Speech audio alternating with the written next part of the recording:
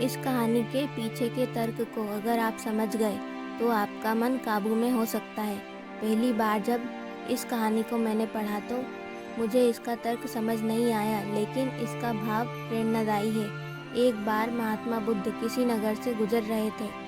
बुद्ध की नज़र एक कपड़े के व्यापारी पर पड़ी जो दुखी और हताश दिखाई दे रहा था। बुद्ध चलकर उनके पास गए और पूछा कि हे भंते, तुम इतने उदास क्यों हो? अगर तुम मुझे अपनी चिंता का विषय बताओ तो मैं तुम्हारी कुछ मदद कर सकता हूँ।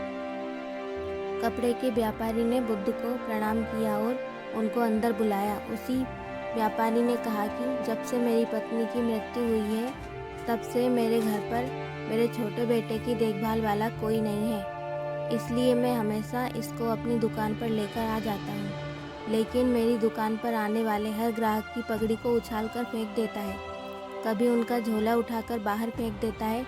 मैंने इसको बहुत समझाया, डांटा, लेकिन यह नहीं समझा।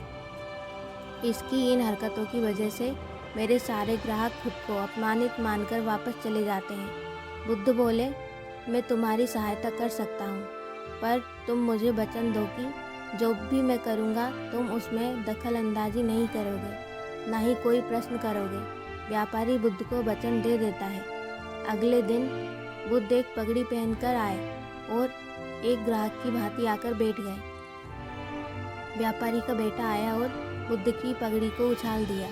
महात्मा बुद्ध मुस्कुराए और कहा, बहुत अच्छा, जाओ उस पगड़ी को वापस लेकर आओ। वह बच्चा दौड़कर गया और पगड़ी लाकर बुद्ध को दे दी। अगले दिन बुद्ध एक कुल्हाड़ी और एक लकड़ी लेकर आए।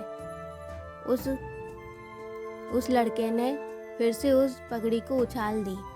बुद्ध ने उस लड़के को कुल्हाड़ी और लकड़ी दे दी और कहा, जाओ इस लकड़ी को काटो। व्यापारी को थोड़ा सा डर लग रहा था कि कहीं उसके लड़के को चोट नहीं आ जाए, लेकिन उसको अपना वचन याद था। 7 दिन तक महात्मा बुद्ध कोई ना कोई नया काम लेकर आते और उस लड़के से करवाते।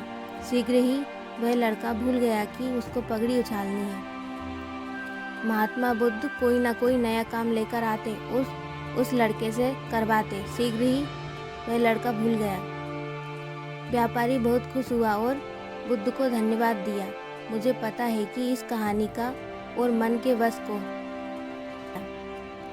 व्यापारी बहुत खुश हुआ और बुद्ध को धन्यवाद दिया। मुझे पता है कि इस कहानी का और मन के वश को कोई विशेष संबंध नहीं है। मन के बस का कोई विशेष संबंध नहीं है, लेकिन पहले आप इस तर्क को समझ लीजिए। अगर हम अपने मन को अपने हिसाब से काम नहीं करवाएंगे तो मन अपने हिसाब से काम करेगा। मन बस में हो सकता है यदि मन को हम अपने अनुसार चलाएं। मन 2 तरीक़ों से चलता है, एक अपन मन के हिसाब से चलते हैं या मन अपने हिसाब से चलता है।